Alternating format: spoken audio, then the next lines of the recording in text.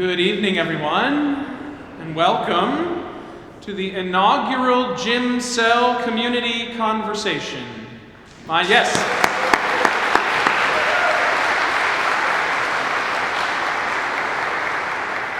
name is the Reverend Noah Van Niel, and I am the current rector here at Christ in St. Luke's. And on behalf of our staff and our whole community, we are so happy that you all made a point to join us here tonight.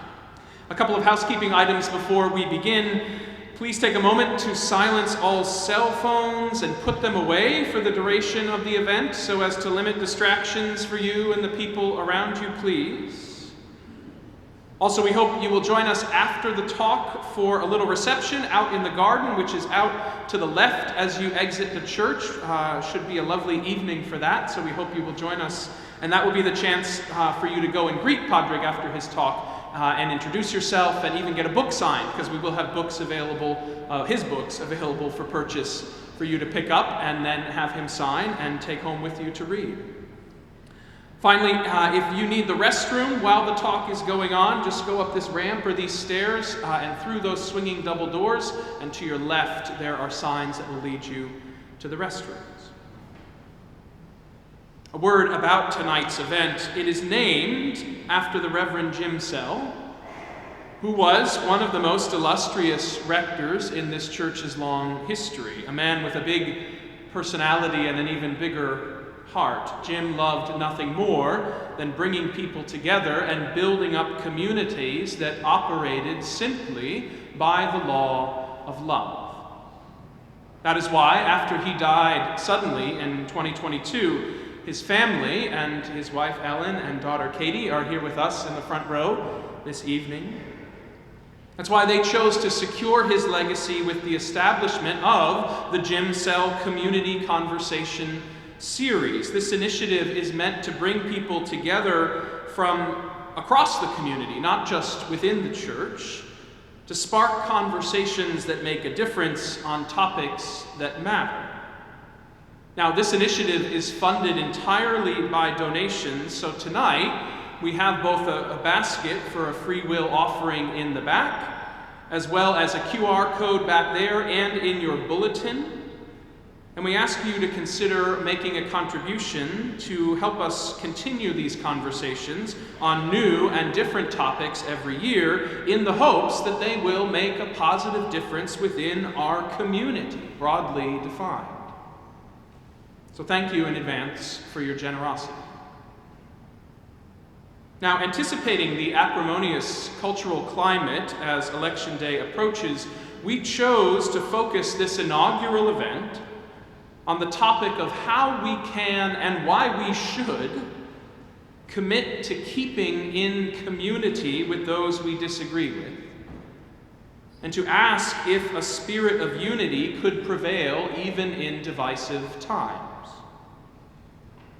And so, to answer that question, we are so glad to have Pádraig Ó Tuama here to help us see how there might be a way for unity and community to survive, even when it seems impossible. And to introduce Pádraig more fully and explain why we believe he is exactly the right person for this job, I'd like to welcome the Reverend Jared Grant, who has taken a leading role in organizing tonight's event as the Associate Rector here at Christ in St. Luke's. Thank you, Jared.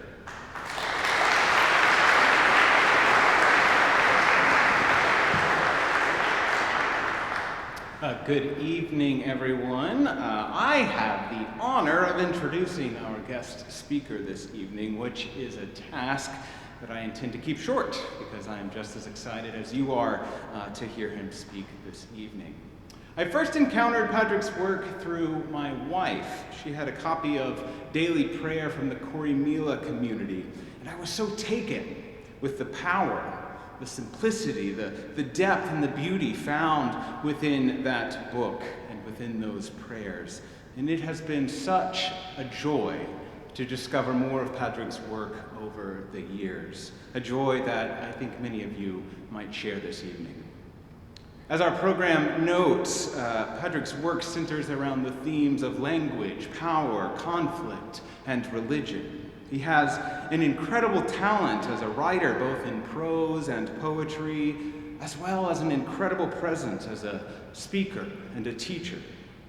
If you've encountered Pádraig's work, you'll know how deftly he examines the complexities of the human experience, especially our intricate relationship with the divine, weaving in themes of inclusion and belonging, doubt and belief. His podcast, Poetry Unbound, gives us a chance to use Pádraig's keen ear and introduces to us many new authors, ideas, and experiences, opening us to the perspectives of others in the way that only poetry can. Perhaps it is his deep ability to enter into the world and perspectives of others that has made him such a strong leader in the peace and reconciliation community. And it is because of his work and his approach in those fields of peace building and of reconciliation that we've asked him to speak this evening. So if you will, please welcome with me Pádraig Ó Tuama.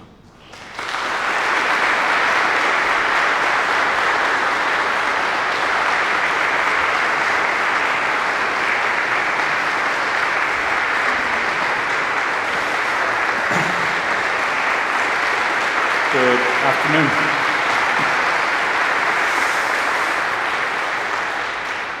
Thank you for that warm welcome, and thank you for coming. We're here in this church, and we're here on this land. The Chespian people were the original inhabitants of this land, and I bear honour and respect and goodwill to elders past, present, and emerging, and anybody here from that community or any of the many indigenous nations from this area. I give you my respect and commitment to live and spend and act and vote in such a way that honours the original inhabitants and languages and governances and treaties and skirmishes and arts and complications of all that was and still remains here from the thousands of years of such inhabitation. We're here among the living and the dead, and I think that Reverend Jim Sell sounded like a lovely man. I don't know where his family are. You're here. Everything I've heard about him in the preparation calls, and just even now, he sounds like a lovely man who I'm sure you miss every day. And it's moving to be part of this, and it is in honour of him too that we're here. Thank you to all the staff at the church here, and thank you to you for taking time on your Saturday afternoon for coming. Can I check? I know I have a quiet voice, but can you hear me in the back? You can? Okay. If you can't, just throw something, and it'll hit somebody else. And then when I hear them shout out in pain, I'll be reminded to speak up a little bit.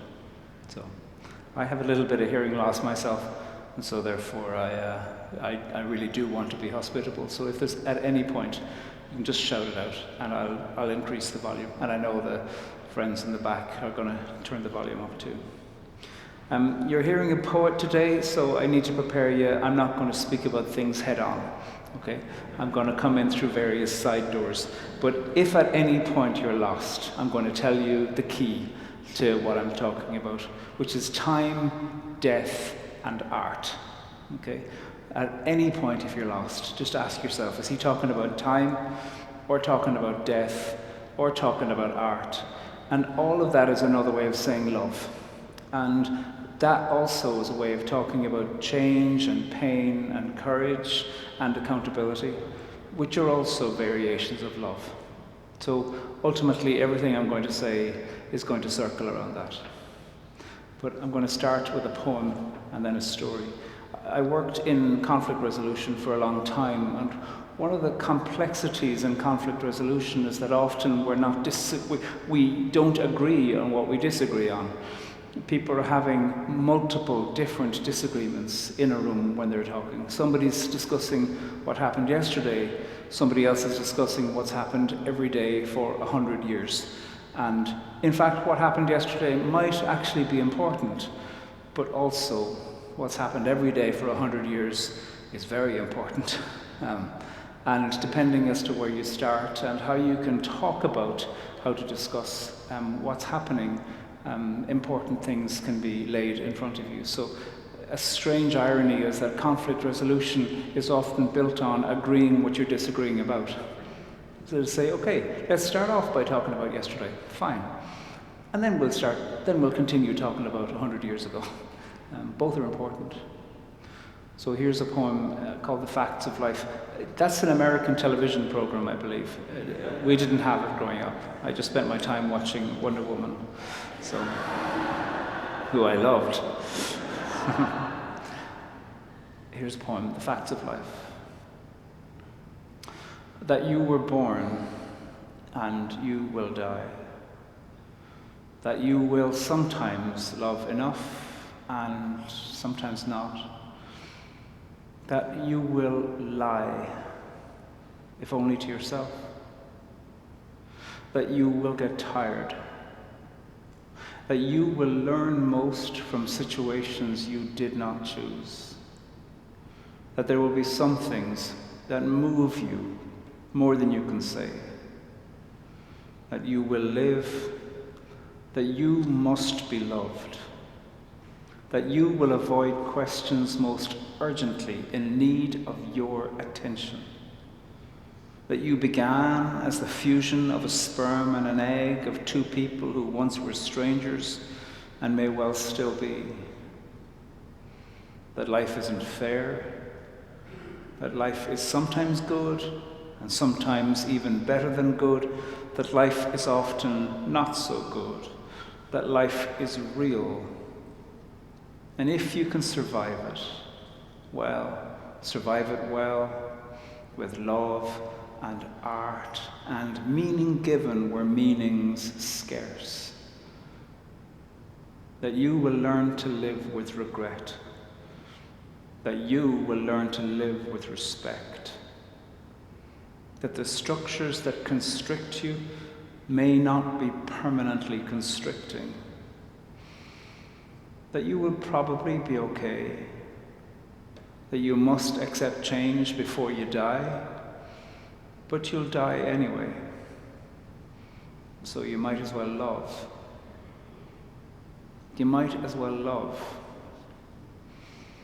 You might as well love. So here's a story. Once upon a time, there was a man who wanted to know who he was allowed to hate. And he approached a guy who was soon to be executed. What must I do to inherit eternal life? This fella asked, even though he didn't believe in eternal life. And the answerer gave an unsatisfactory answer, telling him to love his neighbor. But who is my neighbor, he asked, which is another way of saying, who am I allowed to hate? And the storyteller gave him another unsatisfactory answer, in the form of a story, a fairly predictable story. Somebody from a town was beaten up by robbers and blah, blah, blah, nobody helped him. And then an enemy came and put himself in danger in order to help the bleeding man. And the storyteller, who himself was about to be killed about a year later, and who probably could have guessed it, said to the guy who'd asked the question in the first place, "Go and do likewise." What did he mean? Go and give help to your enemy? Or, I think even worse, receive help from your enemy. Have the imagination that they might be capable of doing something that you expect from your own but won't get. I think it's much worse to receive love from somebody from whom you don't want to receive it than to feel like, aren't I fantastic because I'm giving love now. Sure, you might as well put me up in a church and call me Jesus himself. Love is giving what you possibly do not have, even though you make it in the giving. And love is taking what you cannot bear to receive, even though you need it. What we encounter in this interesting story in the Gospel of Luke is that somebody asks Jesus a trick question, and then Jesus tricks the trick questioner by letting him know he perceived his trick question. Jesus took no shit, and I think it's important to recognize that. I'm not interested in taking any either, but I'm also not interested in being an idiot. Jesus was neither of those things. What's interesting is that somehow Jesus' answer back to the guy tricked him into stating his true desire. What do I do with my hate? Where do I draw the borders? Where do I draw the boundaries? He didn't want to know about eternal life because he didn't believe in it. But he did need to know about how is it that I understand how to live in an exhausting world. This man was living in a place that was occupied by the Roman Empire, and they were brutes. They invented crucifixion just as a slow torture to show what it's like. They especially seemed to like crucifying Jews, because then they could expose men naked and laugh at their circumcision. This was a suffocation unto death. So it's easy to think that this guy, as teacher of the law, was just a fool and call him hypocrite from morning one of his life. Nah, it's me. What do I do with my hate? That's what I want to know. I don't believe in eternal life either, but I am trying to be alive, and I'm trying to be alive while being aware that I will be dead at some point. And therefore, I'm curious about how to act, and I'm curious about how to love. This man received a terrifying answer. It was irritating, and an answer that pursued him, I'm guessing, and it's an answer also that appealed to his imagination, which is to say, imagine yourself into a citizenship that you're not yet living in. That is utterly terrifying. You know it. You're being asked to do it all the time. I listen to NPR, and it's exhausting. I resent America coming from the other side of the world, where everybody in Ireland would be able to list off the candidates as to what's going on in your elections here. Everybody. I imagine many people couldn't list who the President of Ireland is, never mind who the candidates for our elections are. We're a much smaller country. But I understand you are under immense pressures and economic capitulation and economic pressure about how it is you perform your citizenship. That is exhausting.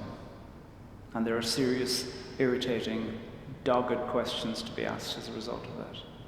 And Jesus of Nazareth would have been a terrible conflict mediator, because he wasn't that interested in conflict resolution. I think he was ultimately interested in informing the imagination in a way where people began to imagine themselves with a new way of understanding how it is they could live in the world.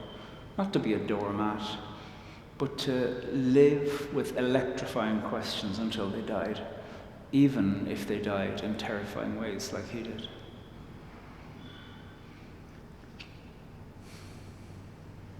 I'm curious about how it is that we can do this in the day-to-day. I want us to bear in mind that this character who asked the question shouldn't be too easily discounted. That you too want to know what to do with your hate. Hate is a passion, just like love. And to hate something implies that you're involved. And that therefore needs to be a reminder in an era when people are hoping to profit from your hate, profit financially, as well as profit in power. In the face of enmity, Jesus of Nazareth's reply was not, you shouldn't have enemies. He didn't say, invite them to a retreat. He didn't say, discover your common ground with your enemies. He didn't say, let's have an app in order to suggest to them that they could vote differently. He suggests something much more frightening and radical. He says that love is part of responding to the question of enmity. Love is always weak. Love is aware of its own death, and love is aware that it is made by being given away. That is a terrifying answer. Terrifying. It's not neat, it's not easy, it doesn't guarantee you anything, but it's a way to live until you die. And I am speaking about the Gospels in a place of religion, but I'm not under the umbrella of religion. I've studied it far too much, but I'm made wary by its history. I'm made wary by its colonial project. I'm a European. I'm made wary by what Europe turned Christianity and Christendom into, in these places particularly. And so therefore I'm much more interested in thinking what's at the heart of it. Forgetting and leaving aside the question about after death. What about before it? How is it that we can live in such a way? This is not a neat and easy way. Like I said, remember a couple of the keys into what we're talking about today. Love and death and imagination and art and time. I don't have a high Christology.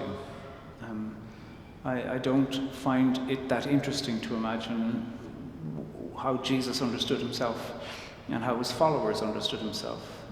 I don't find those informative in terms of how to act as a citizen today. I do think he was politically astute, and he had an intellect to reckon with, and an imagination to reckon with, and therefore I reckon with him. I don't think he'd agree with me. I don't think I'd agree with him. But I'd be interested in an attempt to have a conversation. If the incarnation story means anything, it means to be in the secular experience of your own body in your own time. That's what secular means. From siècle in French, meaning century. It means to be present in the here and now, not distracted by the world to come in a way that means you're not involved. It means to be absolutely present in the meat carne. That's the carne at the heart of incarnation. It means to be present in the meat of yourself. And one of the interesting things that we see in the narrative of Jesus of Nazareth is his interest and his capacity to face hell. So here's a little poem called Go to Hell. I wrote this one too, so you can blame me for this and the last one. He is called to hell, this man. He is called to glory. He knows well those twisted ways and those who've lost their story. He is called to clay, this man. He is called to yearning. He has heard of hidden streams that heal those tired of burning. He's searching out those raised in hell. He wants to know the things they know. He believes in a dreamland where the ragged people go. He is called to quiet now. He is called to silence, to squat down on the broken ground with those who swallowed violence. He is called to anguished thoughts. He is called to flowers, to find in hell's own lonely fury that which no flame devours. I saw him on the midway path. I saw he carried two things only. On his trip to hell, this man, he is called to story.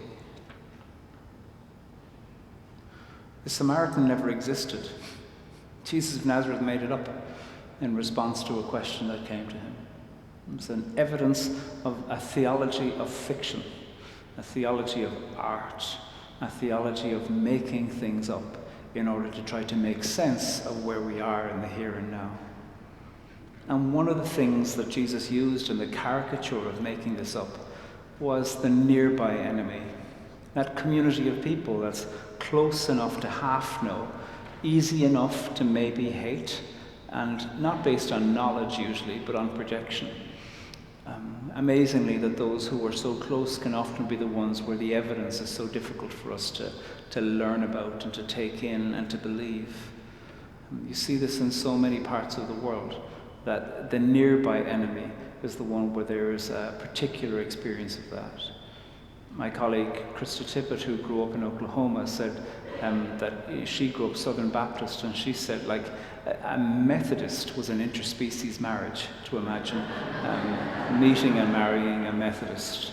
And you find that in all the petty and violent sectarianisms that you find in worldwide Christianities, other religions too, I'm sure, that the people who are nearby but not nearby enough are the ones where the most rage can be evoked, where you feel like I understand them enough to absolutely despise them, all of them, every single one. We have some subtlety amongst us. They can all be painted with the one brush. This is a powerful, powerful energy in conflict resolution, and one that's worthwhile trying to take apart. And this character that Jesus of Nazareth invented, known as the Good Samaritan, even that's a terrible title, as if to imply, well, the rest of them really were terrible, but there was one good one, and he happened to be out one day and came across some fella who was bleeding. I'm from a part of the world that knows this, unfortunately. In the context of the island of Ireland, we have lived with 700 years of British presence, and in the 1968, there arose 30 years of murder and violence and sectarian violence and paramilitary violence and British soldier violence, and terrible. A small population in the north of Ireland, 1.5 million, about 3,600 people were murdered over 30 years. I think 80,000 people were directly maimed, and 500,000 people, in a population of 1.5 million, 500,000 people were affected by murder or bereavement or maiming or association with a family member.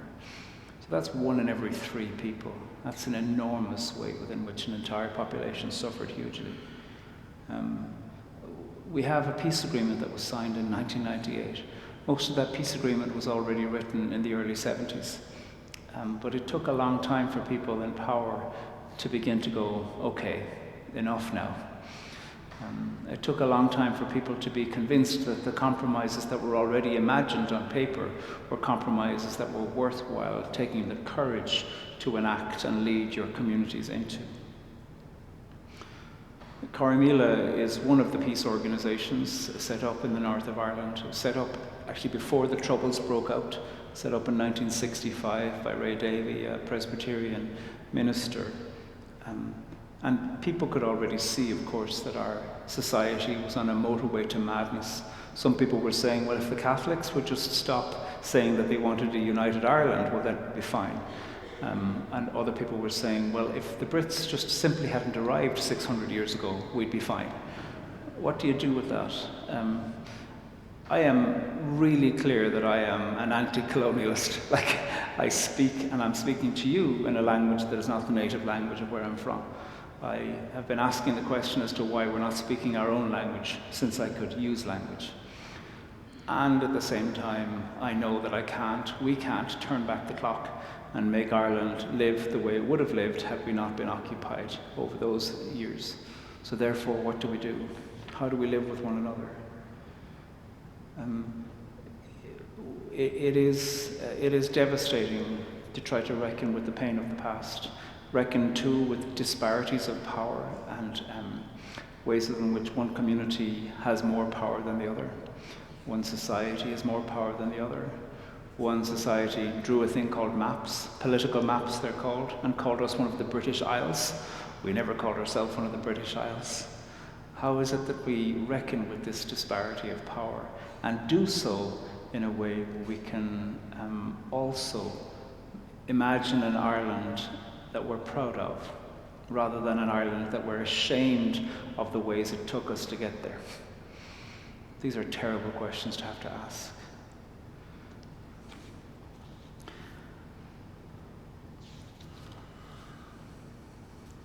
In 2012, the English Queen, Queen Elizabeth II, was marking her Jubilee on the throne, and she was taking tours all around the place, and making tours to places where there was a lot of people who wished to meet and greet her, of course. She came to Ireland, and it was the first time a sitting royal had visited Ireland, and she was given a banquet, of course, and a national reception. She stood by a grave and memorial of those who had died fighting for a free Ireland and bowed her head according to the proper custom. And then she stood up at a banquet and spoke in Irish, a language that her government and the Crown had been complicit in actively trying to kill. That didn't change everything, but it was a pretty good demonstration of an indication of generosity, of interest. And while I wish that we didn't need any of that, we do.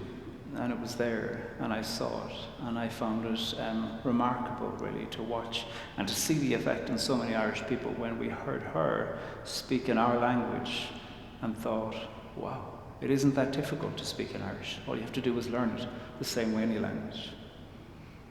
And a few months later, a politician from the north of Ireland, he was Deputy First Minister, Martin McGuinness, he had not gone along to any of the invited events, and he had indicated that he was willing to shake her hand.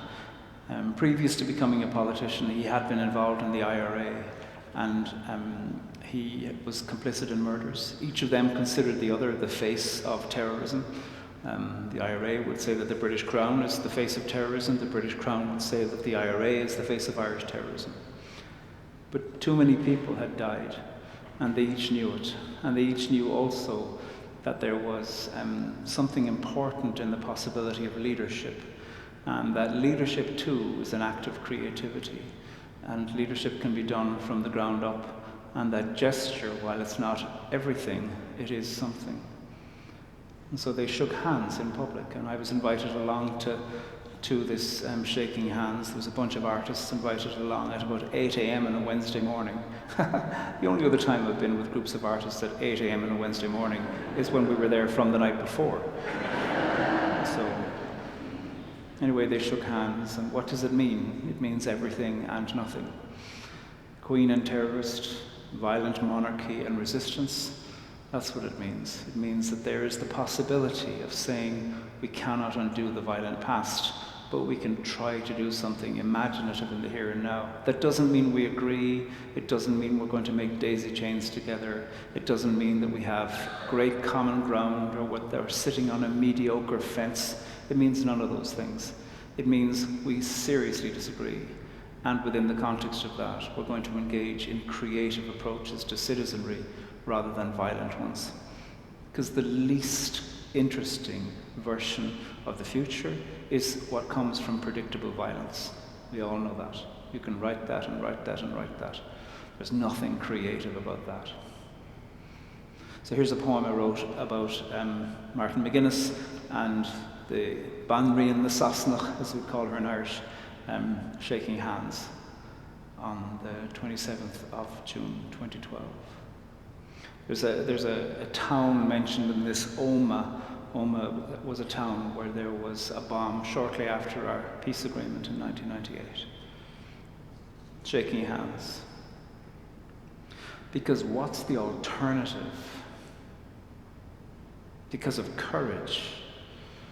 Because of loved ones lost. Because no more. Because it's a small thing, shaking hands. It happens every day. Because I heard of one man whose hands haven't stopped shaking since a market day in Oma. Because it takes a second to say hate, but it takes longer, much longer, to be a great leader. Because shared space without human touching doesn't amount to much. Because it's tough. Because it's meant to be tough. And this is the stuff of memory, the stuff of hope. Because it has taken so long. Because it has taken land and money and languages and barrels of blood. Because lives have been lost. Because lives have been taken. Because to be bereaved is to be troubled by grief. Because more than 2 troubled peoples live here. Because I know someone that hasn't been shaken since she was a man. Because shaking a hand is only a part of the start. Because I whose touch calmed a man whose heart was breaking. Because privilege is not to be taken lightly. Because this just might be good. Because who said that this would be easy? Because some people love what you stand for. And for some, if you can, they can. Because solidarity means a common hand. Because a hand is only a hand. So hang on to it. So join your much discussed hands. We need this for one small second. So touch. So lead. I'm interested in the gesture of what these two people did, both dead now. Not because it was sufficient, but because it demonstrated something. It had an efficiency of the imagination. Each has faced the nothing from which we all came since then. Paul Celan, the great poet, says, "Blessed art thou, nothing." The English Queen, the British Queen, Martin McGuinness, they each now know whatever it is we don't know about what happens. And life can be viewed back from that point of view.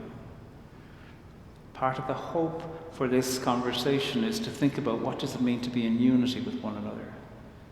And one of the things we know from studies of people who are dying is that they tend to tell the truth, to say thanks, and to say sorry.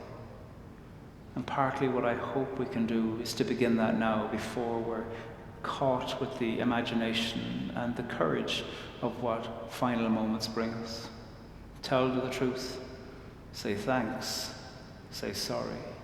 Extraordinary. Often the truth is about love, but it can be about confession too. Coming from a place that has been transformed by a peace treaty, and I say this to a country, to the United States, that certainly is in need of a peace treaty within itself, absolutely. All of the peace indices around the world that are looking at countries that are in fragile states list the United States as a country in a fragile state. You need to know that. That is a public conversation that's happening in many places. And I come from a place that has been radically changed for the better as a result of a peace treaty. So there's a few lessons from peace treaties that are good to know. These too are about death, and they're also about time, and they're also about love, and they're also about art. Our peace treaty, the Good Friday Agreement, was built on a radical reform of the rule of law. We could not have had a peace treaty without what was previously the police service called the RUC, the Royal Ulster Constabulary, which was well over 90% British Protestant. That was fundamentally reformed in its name, in its uniform, in its presentation, in its constitution. Radically reformed. The rule of law had to be changed in order for a peace treaty to be enacted. It's easily forgotten in the pleasantries of looking at what a peace treaty counts to, but it shouldn't be forgotten. Not only was the police service reformed, we also have the most accountable police service in the world in the north of Ireland. We have an independently funded body who police the police. And that is a demanding and exhausting job. And the person who is in that role of the ombudsman for the police service is often hated by everybody. Because some people say you should police them more strictly, and other people say you're policing them too strictly. It is an unenviable job, but I'm proud to be in a place that understood there would be no lasting peace without that. There was a reform of the imagination of government of the full population. So we have a mandatory coalition. Mandatory in a situation where it's easy to divide, are you British or Irish, according to how you imagine or name yourself or vote. We have a mandatory coalition. We never have one party in power. We have to have the two largest parties from each side in power together. It's hell. It's annoying. They argue a lot, but far fewer people are murdered. And that's one of the things that peace looks like, is serious argument and administration. The European Union, too, won the Nobel Peace Prize in, when was it, 2014, 2015? As it should have, because Europe hasn't seen war since the end of the Second World War. That's the longest period of time that that continent has been without war. So how it is that we look involves organization and involves time, and a lot of that is really frustrating. But it's better than killing each other. isn't it? It's better than being frightened. I know I'm speaking to people here who know this very well. All I'm doing is saying people all over the world have discovered this. We're in solidarity and community with each other.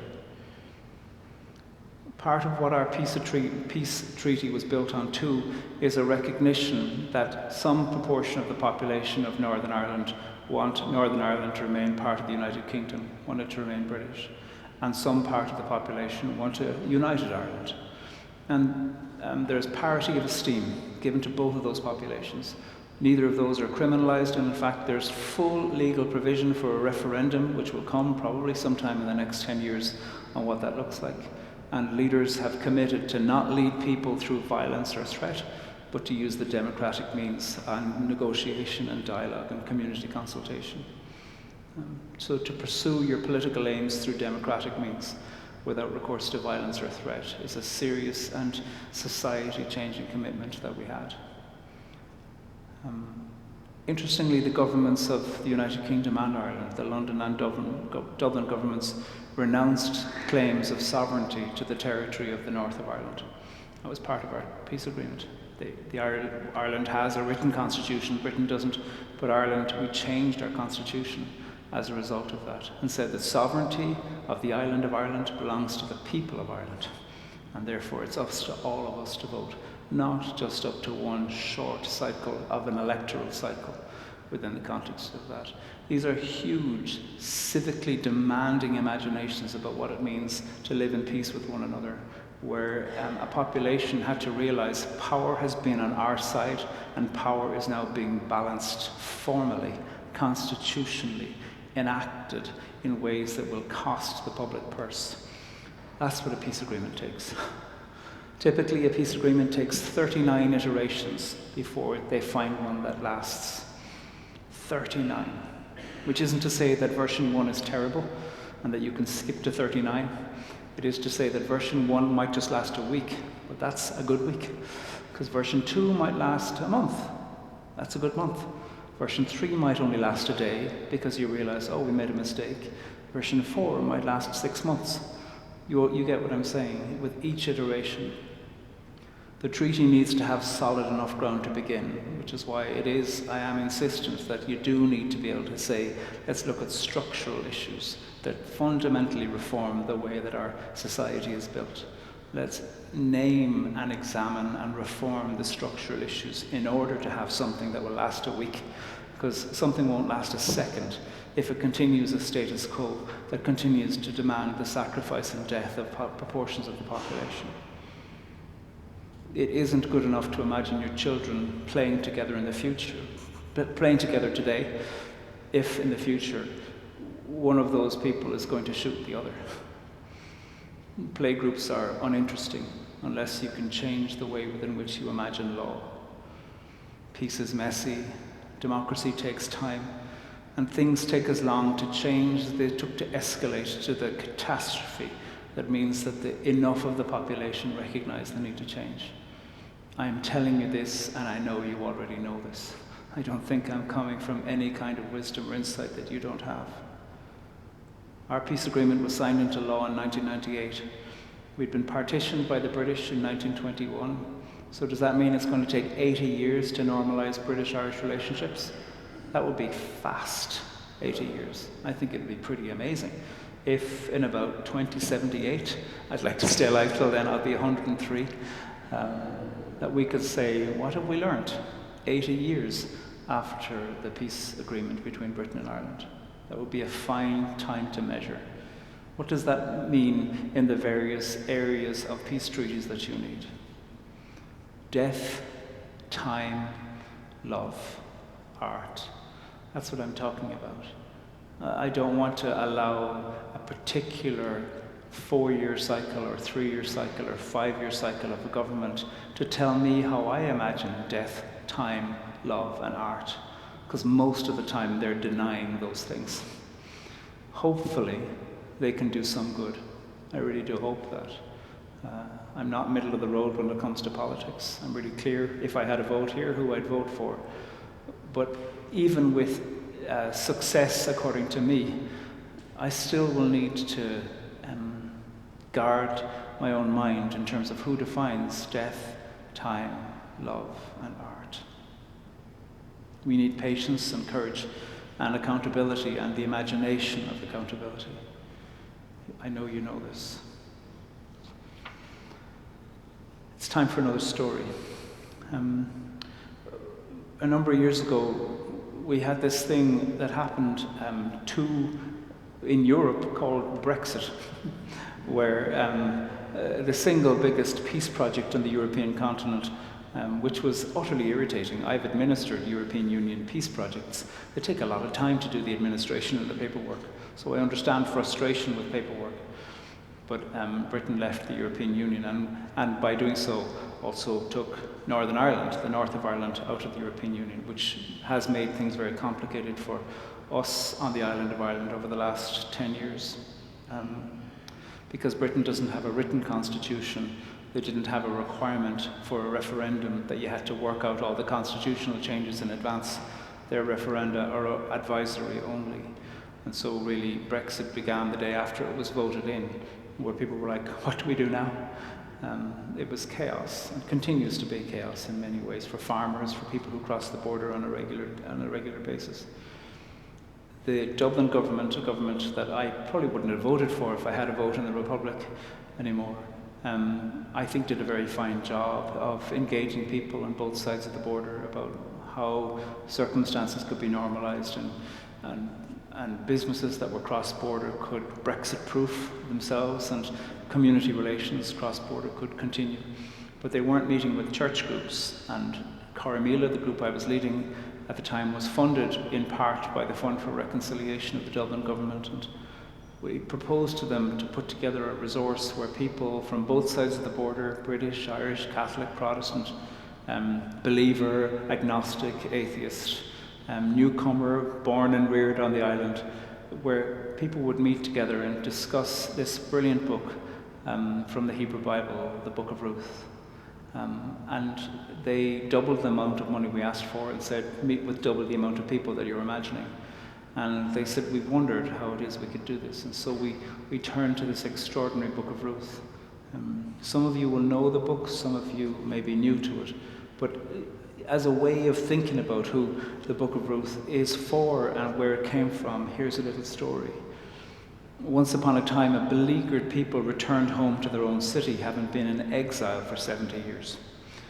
And it wasn't even the people who had been in exile who returned, it was their children and their grandchildren, the ones who survived. And that group of people who were returning from exile had told themselves stories while they were in their Babylon of exile, that when they returned, they'd rejoice and dance, and the trees would clap and the mountains would dance too. But they didn't. It was a bedraggled, awful, sad return. And as soon as they got home, they split into two different camps.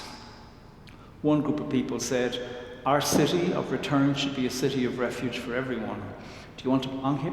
If you want to belong, you do belong. Expand the borders, expand the room, make the table wide, welcome everyone in.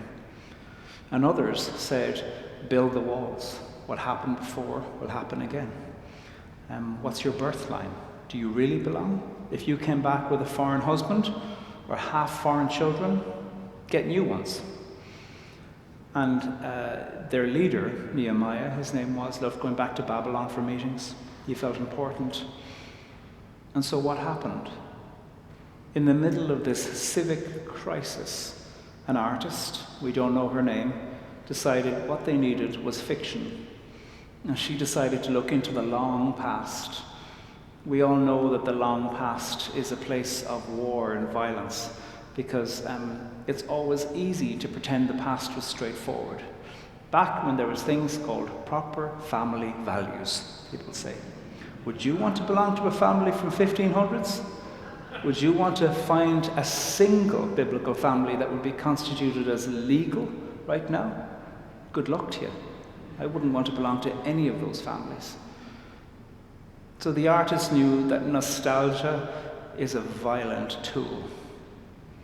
And she decided to say, let me play with nostalgia. And so she said, back in the time when the judges judged, A great way to open a story, because people immediately thought, oh, she knows us. She's one of us if she can start a story like that. Back in the time when the judges judged, there was famine in the land.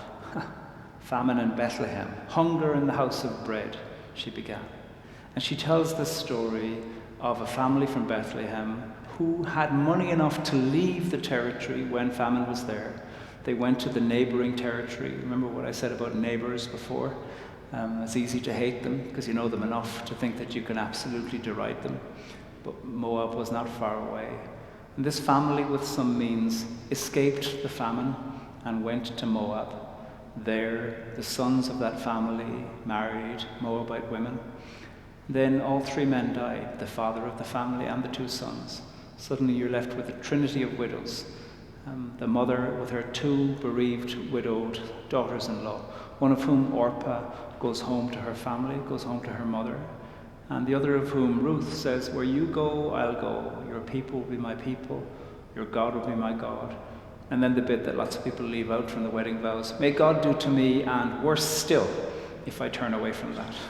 She calls a curse down on herself. And what we see is that Ruth's determination to cross a border is filled with loving kindness. Maybe she hated her own family. Maybe she had zero interest in going back to a circumstance that she had managed to escape. I have absolutely no idea why Ruth didn't wish to go back to her own Moabite family. Maybe she just loved her mother-in-law enough. I don't know. But she went back into a community that didn't believe in her marriage because she was Moabite. This is the original fight over marriage, and the ways within which marriage has always been a long legal battleground, and that equal marriage is not only about the question of the gender constitution of people in that marriage, but also the national and racial constitution of people in that marriage. I know I'm telling you what you know, and what some of you have lived with for decades upon decades upon decades.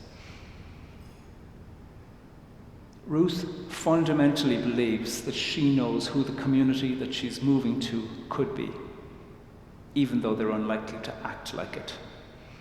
And that's what's so interesting.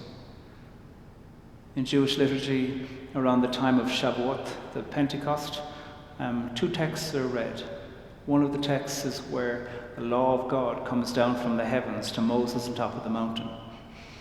You've possibly seen it on the television. It was captured. Do you know what the other text is? It's where the law of God comes to people through a piece of fiction in the time when the judges judged. The entirety of that text is read too. Sometimes the law of God comes down from on high. Other times it comes in the body of a widowed, displaced, foreign woman who believes in her own rights and who is not intimidated by people who tell her that she's wrong. She knows the law better than them all. She is the judge, and it is her judgment. She's not asking for pity. She's not asking for charity. She's asking for her rights. And it is an extraordinary piece of fiction that this woman wrote. I continue to insist and believe that it was a woman who wrote it, because the characters of the women in the book of Ruth are portrayed as lawyers, as judges, as businesswomen, as people who carry the dignity and esteem of their family line. They are not abstract secondary characters. Women in the book of Ruth seem to me to have been written by a woman. What does this tell us about what it can mean for us to be with one another? It means that, you know, the way sometimes if you contact a company and say to them, look, I'd like to talk to you about this terrible case of injustice that your company has committed, the company might say, well, we don't comment on single cases. The book of Ruth says, oh, comment on single cases, because she embodied in her person this single case that exposes the whole system. I think that is a fascinating way within which fiction is telling the truth. It also speaks about the ways within which laws have always changed and need to change. The law dictated that Ruth, if she were to marry again, should marry a particular character from within the family line of her dead husband. But he was a bit of a waster. And she didn't want to marry him. She wanted to marry somebody who was worthy of her. And they initiated a certain trick. It involved sex, it involved a bit of deception, and plenty of manipulation. And that narrow-minded character from the family was able to fantasize himself into fear. Meanwhile, people who were interested in expansion were able to enact themselves into an expanding family. It was a fascinating work of art, a fascinating work of fiction that's manifested in itself to the truth. We also hear that the question of social welfare, that who has access to social welfare, who has access to refuge, has always been a long question of serious debate, as well as the question of marriage. We know that fear can create fantasies of the future, and therefore enact today based on things that haven't happened yet. And that is something like a cancer. It doesn't know how to die. What we need is people like that Judge Ruth, who was able to hold in her own self the embodiment of the generosity of change rather than fear.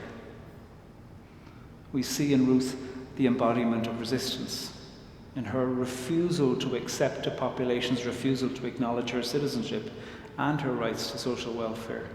She opens up to them what the generous future looks like. It's a changed future, but it's going to change anyway.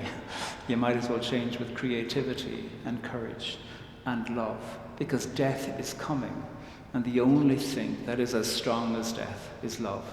It may not be you who sees it, but you might be able to make something into the future even when you're not here by acting in a way of love. Be curious, be courageous, love, take no shit, don't be an idiot. These are ways to live by, and we see this embodied in the character of Ruth. I like to imagine, this is not in the least bit theological, I like to imagine that the author of the book of Ruth was Orpah, her Moabite sister-in-law. So here's a little poem about that. Orpah writes to her beloved sister Ruth. Now there's books named after you, and women named Naomi will dream of naming daughters like you, and painters will capture our departure, and lovers will sing these words of yours to each other. Where you go, I did not go. I wonder if I'd followed, whether I'd have found a home. You were always keen to leave. What songs for those of us who stayed? I picked up the old economy. I made a life of it, the way everyone at the hem of hunger does it. In time there was food, and a man, and some children, and glory from my widowed head. In time there was a God good enough to contain the scattered. I made you up. I sit here imagining you whose life I cannot see. So I write, where you go, I will go. Your people, my people. All those other gods, my gods too. May fire fall on me if I forsake anything your memory gave me. I'm going to move towards an end by saying that conflict in a certain sense is a piece of theatre. And you all know that when you go to a piece of theatre, you're only seeing a part of it, the bit that somebody wishes to show you. But behind theatre is a writer and a director, and ultimately behind theatre is profit. Somebody's making money from your entertainment about what's happening on stage.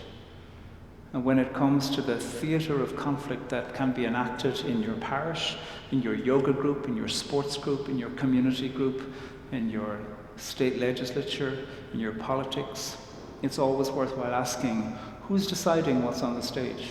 Who's telling me that's the bad Samaritan? That's the good one. Who is dictating that? Who's writing the script? And who is imagining that I might be entertained by watching what's unfolding in front of me? How might I find out who's funding this? How might I find out who's making money from this?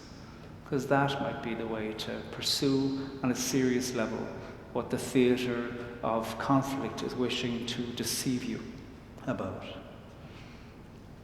collaboration is needed between groups in order for this to happen. I've worked in peace organizations for many years, and one of the things that happens in peace organizations or in groups who are organized, and again, I want to say, I know I'm telling you this, you who know it, is that you might get groups that say, we're going to do human encounter, and then you get other groups to say, we're going to do policy, and another group will say, we're going to do education reform, another group are going to say, we're going to do financial change, another group are going to say, we're going to do reimagining of the Constitution. And what a really good way to make sure that fewer of those groups are successful is to bring out a limited funding pot and get them all to fight against each other for limited funding. And then they might say, what would a human encounter group know about policy change? You know? Or what would policy people know about what it's like to work on the ground? Justice is a field, a permaculture field. And many things grow in the field, and the field can provide much. And what we need to do is not to be turned into the theatre of distress when somebody else doesn't give a damn about all of these groups and would rather see them fight against each other than to collaborate together for the common good, which is to say, look at what the field is giving us. It's giving us this and this, things that grow in the shade and things that grow in exposure. Things that can only be released through fire, as well as things that return every year.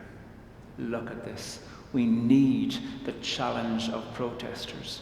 We need those who say, yeah, but what are your demands? We need those who say, at the moment, I can bear to meet and to negotiate, and maybe even come back with some compromise. We need some people that say, that's a compromise too much, and other people that say, actually, that's tolerable for the next year. We need all of those. What thrives when communities of like-minded people turn against each other is distress. The left is often categorized as being too tolerant, and the right is categorized as being intolerant. That's a great lie. I think the left is one of the most intolerant places around. The left will crucify its own if you leave it for longer than a day. Absolutely. And I have found, I went through reparative therapy and exorcism, so I know, for being gay, I know a little bit too much about the religious right. And I have found that they are willing to tolerate all kinds of things, provided you hate the right people. And so, therefore, I think that the left needs to actually lean into the categorization that's given us sometimes, to be a bit more tolerant, to say, I know you're not perfect, but you're good enough. And to find a way there. And whatever the outcome in a couple of weeks, there's going to be need for demonstrations of collaboration that are fruitful and powerful, rather than infighting and civil war amongst groups of people who think that they have each let down each other. I am interested in sharp words, but uninterested in groups of people destroying each other that prove the categorizations that are levied against them. This might help us. Love and art and death. This is what we're facing. And I don't want to give it to anybody else's power to determine how it is that I live with the realities of the necessity of these things in civic life, whether in Ireland or where I live now. I turn to the texts of the Bible because they are powerful. They have lasted a long time, and stories have always shaped us. We've always turned to stories. This is a place that has turned to story. Sometimes turned to story to ignore its responsibilities, and sometimes turned to story to sharpen its capacity for accountability. And my hope is that we can do what James Baldwin encouraged us to do, is that to hold love together with critique is the demonstration of that love. To not be shocked when we find that the point of view that we hold has flaws in it, and in fact to be the first ones to point that out, and to hold together with an imagination of who the community can be on the far side of distress. This is what might help us. Love and death and art, all held together. There's a reason, I think, why the crucifixion in Christian art holds an imagination for many people who have no interest in resurrection, me being one of them. It is because it demonstrates the idea of what would it mean to live in such a way that when you die, you have said, I've lived in this way all along. I didn't wait until the last moment before I began to imagine something. Last poem, and then I'll finish with this, and I look forward to chatting to you in the garden. Lots of Irish prayers from the 1700s, written in Irish, I translated a few of them, are prayers in a certain sense to your own death, to befriend your death. And these aren't kind of things you'd write in a fancy retreat.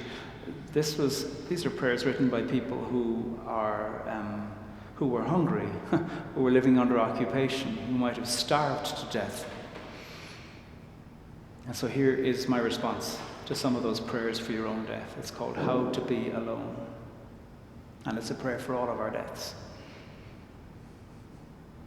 It all begins with knowing nothing lasts forever. So you might as well start packing now. In the meantime, practice being alive. There will be a party where you'll feel like nobody's paying you attention. And there will be a party where attention is all you'll get. What you need to do is to remember to talk to yourself between these parties. And again, there will be a day, a decade, where you won't fit in with your body, even though you're in the only body you're in. You need to control your habit of forgetting to breathe. Remember when you were younger and you practiced kissing on your arm? You were onto something then. Sometimes harm knows its own healing. Comfort knows its own intelligence. Kindness too. It needs no reason. There is a you telling you another story of you. Listen to her. Where do you feel anxiety in your body? The chest? The fist? The dream before waking? The head that feels like it's at the top of the swing, or the clutch of gut, like falling and falling and falling and falling. It knows something. You're dying. Try to stay alive. For now, touch yourself. I'm serious. Touch yourself. Take your hand and place your hand someplace upon your body, and listen to the community of madness that you are. You are such an interesting conversation. You belong here. Art and love and death and truth and courage, these are the things that will save us. These are the things that will help us make when the news might tell you that you're incapable of it, or that it is not the time to make. These are the things that will make what is not yet here, and what will sustain us through difficult times. To be curious, to be courageous, to take no shit, to not be an idiot, and to find ways to learn and to make and to continue to make. This is what we've learned through generation upon generation of people from the world over about what this means. To find models of collaboration in order to resist so that the greater population can thrive. This is what we need, and this is what will sustain us. Thank you very much.